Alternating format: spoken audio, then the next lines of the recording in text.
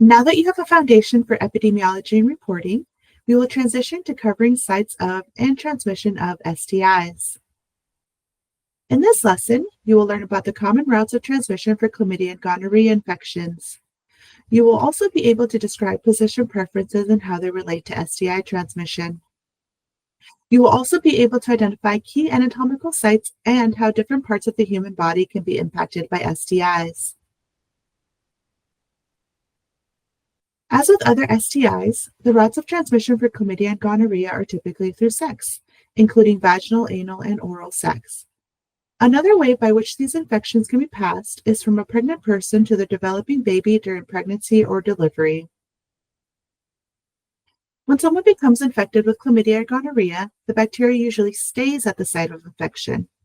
If someone becomes infected with chlamydia through receiving anal sex, they would only test positive for chlamydia in a rectal swab. A urine test would not detect the infection.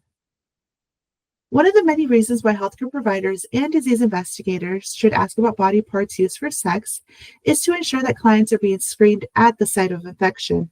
Otherwise, an infection in need of treatment could be missed, along with missing an opportunity to disrupt disease transmission.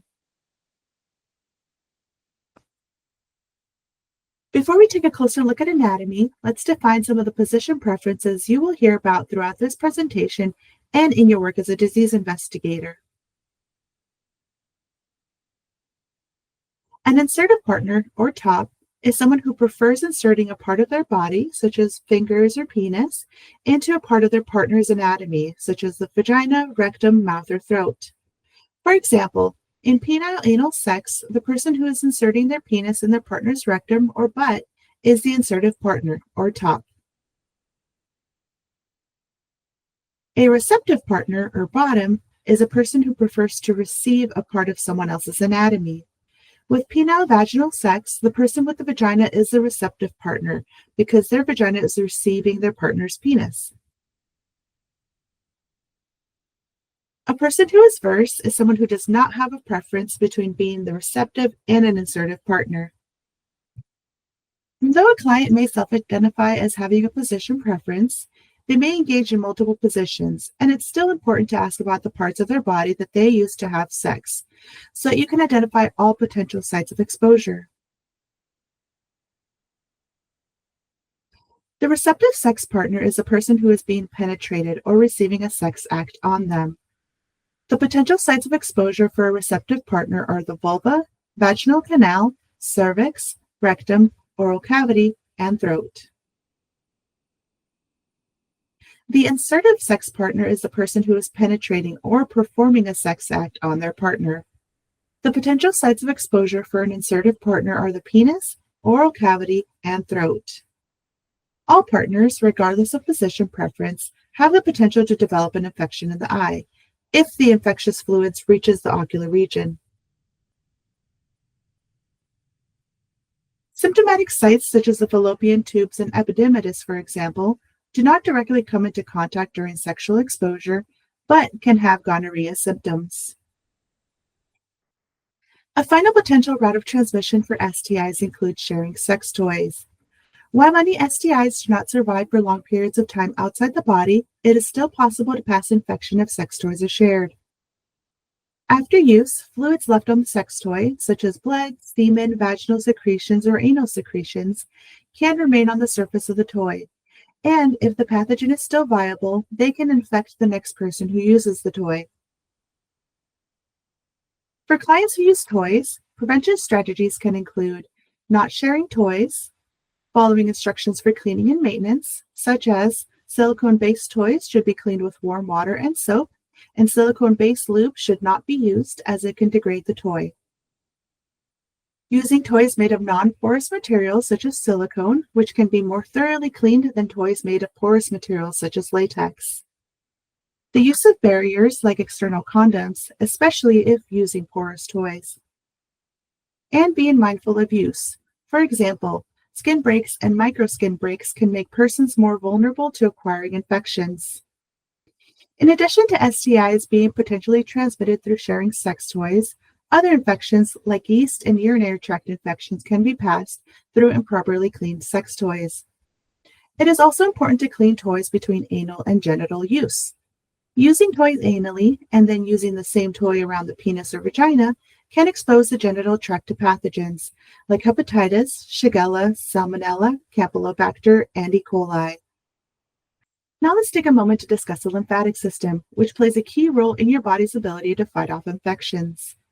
The lymphatic system is a part of your body's immune response, and it consists of a network of tissues, vessels, and organs that work to move lymph fluid throughout your body. The lymph nodes can be found near your throat, under the armpits, near your pelvic region, and in a couple of other areas throughout your body as outlined on this chart. The nodes filter damaged cells and foreign particles out of the lymph. The nodes also contain specialized white blood cells that have the ability to eat and destroy certain infectious organisms. When the lymph nodes swell, it's called lymphadenopathy. Think back to the last time you had a sore throat. Did you notice any swollen lumps in your neck area? If so, you experienced lymphadenopathy. You will hear a lot more about lymphadenopathy and how it relates to STIs in the next two lessons.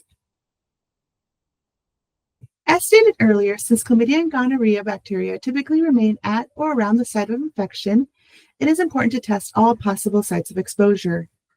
If you only run a urine test for someone who has engaged in unprotected receptive rectal sex, then you would miss an opportunity to detect an infection in the rectum. Not only would this result in a missed opportunity for treatment, but your client may continue to engage in receptive anal sex, not knowing they are infected, and we would have missed an opportunity to disrupt disease transmission.